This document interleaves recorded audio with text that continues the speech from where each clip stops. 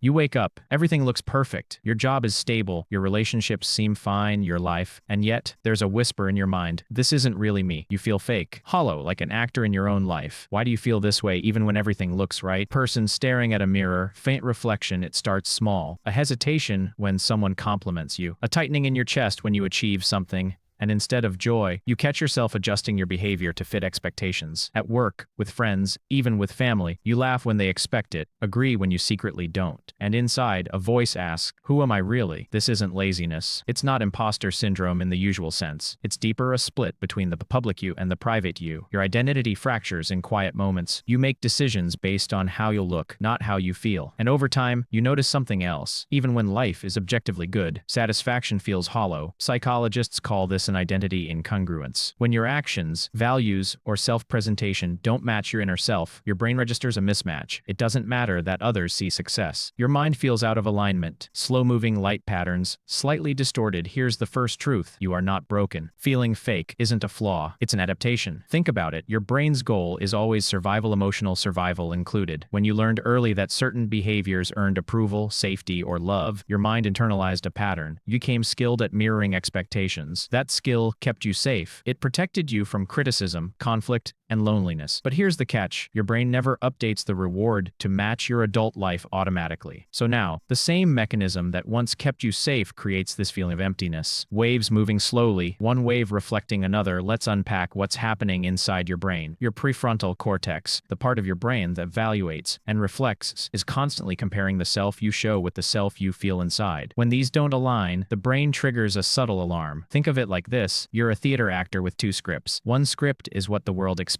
The other script is your true voice. Your brain is wired to follow the first script for social safety, but the second script is always whispering backstage. Every time the scripts don't match, you feel tension and emotional signal that something is off. This is also linked to cognitive dissonance. Your brain hates inconsistency. It wants internal beliefs, values, and actions to match. When they don't, you experience a kind of psychological itch, restlessness, dissatisfaction, or feeling fake. Abstract brain animation, highlighting prefrontal cortex. So how do you move from feeling fake to feeling real? It's not about abandoning responsibilities or rebelling. It's about aligning your scripts gradually, consciously, and safely. Notice where you're performing rather than expressing. Ask, am I doing this for me or for approval? Why it works. Self-awareness activates your prefrontal cortex, giving you conscious control over automatic behaviors. At work, you nod along in meetings without ideas. Reflect. Speak one thought honestly. Even small acts reduce the gap between your inner and outer self. Notebook with one sentence written. Experiment with micro-expressions of authenticity. Smile differently, voice disagreement, or choose an activity purely for yourself. Why it works. Dopamine spikes when the brain experiences reward from authentic action, reinforcing real alignment over time. Example, you skip an expected social ritual for a solo walk. Your mind registers ownership of choice, not obligation. Person walking alone at night. When you notice the fake feeling, mentally label it. This is my adaptation, not my essence. Why it works. Labeling reduces amygdala-triggered stress and gives rational context to emotional discomfort. Example, while receiving praise, think, I feel this way because I've learned to seek external validation, not because I'm unworthy. Abstract thought bubbles forming and separating. Your brain remembers stories better than facts. Rewrite story gently. Why it works. Narrative identity shapes behavior. Repeated internal scripts reshape neural pathways over months. Example, before sleep, recount a moment you acted from genuine preference, not expectation. Over time, this rewires self-perception. Waves reflecting sunlight, slowly changing color. Spend a few minutes daily reflecting on moments where your actions and feelings aligned. Why it works. Strengthens the connection between prefrontal evaluation and emotional awareness, reducing dissonance signals. Example, journaling about speaking up honestly in a conversation. Over weeks,